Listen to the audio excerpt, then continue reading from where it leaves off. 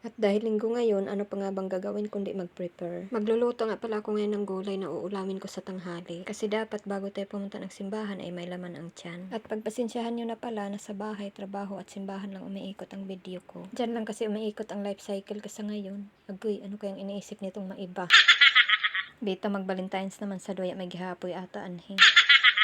Waya pa man siguro ipakatao ning para sa ako. O di kaya kapalaran nato mahimong dalagang gurang. Bitaw, ikaw na bahala, Lord oy. At balik nga pala tayo dito sa aking cooking video at baka kung saan pa mapunta yung kwento ko. Bali, simpleng gisa lang ang gagawin ko dito sa gulay. Kulang kasi tayo ng sangkap, wala tayong kamatis, karne o di kaya bagoong. Pwede naman kasing bumili, may nagtitinda dito sa malapit, ikaso wala tayong mauutusan. Tinatamad kasi akong lumabas kaya pinagtsatsagaan ko na lang tong kulang sa sangkap. Ako lang naman kasi kakain ito kaya bahala na kung kulang ito sa lasa. Siyempre, kung may ibang kakain, magpapasikat man tayo sa pagluto, oy. At dahil ako lang, bahala na kung anong lasa nito. Bali, meron tayo ditong kalabasa, okra at ampalaya. At igigisa natin to sa bawang at sibuyas. At dito, naglagay na nga ako ng mantika. At dahil mainit-init na, kaya sinunod ko na itong bawang. Tapos halo-haloin natin yan, syempre, para di masunog. At pagkatapos ay sinunod ko naman itong sibuyas. Pagkatapos minikos-mikos ulit para di masunog.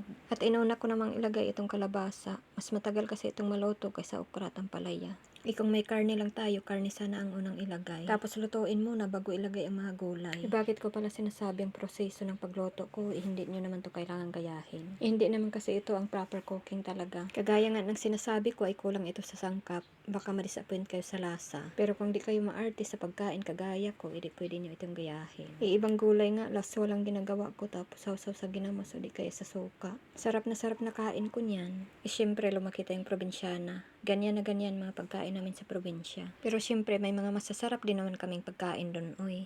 At syempre, luto na siya, mukha namang masarap kahit toyo lang nilagay pampalasa. Meron naman akong seasoning kaso hindi ko type yung lasa pag sa gulay nilagay. At pagkatapos ko ngang magluto at ito base na at oras na ng simba.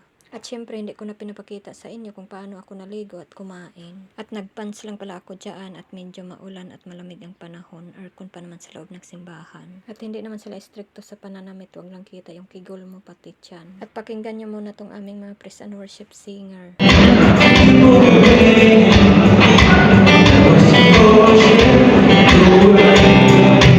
Maganda talaga boses nila kaso humahataw yung tunog ng instrument. At dito ay nakauwi na tayo at syempre hindi natin kalimutan ang magtinda. Sa may gusto sa aking suot-suot na perlas na earrings, ilalagay ko sa comment section ang link. Maganda ito at hindi makati sa tainga. Meron itong kanya-kanyang sizes kung gusto bang mas maliit na bilog or di kaya mas malaki. At tinarno ko naman tong aking singsing na perlas din. Maganda ang perlas suotin sa kahit anong okasyon kasi elegante tingnan. At yun lang, see you on my next mini vlog and affiliate. Bye-bye!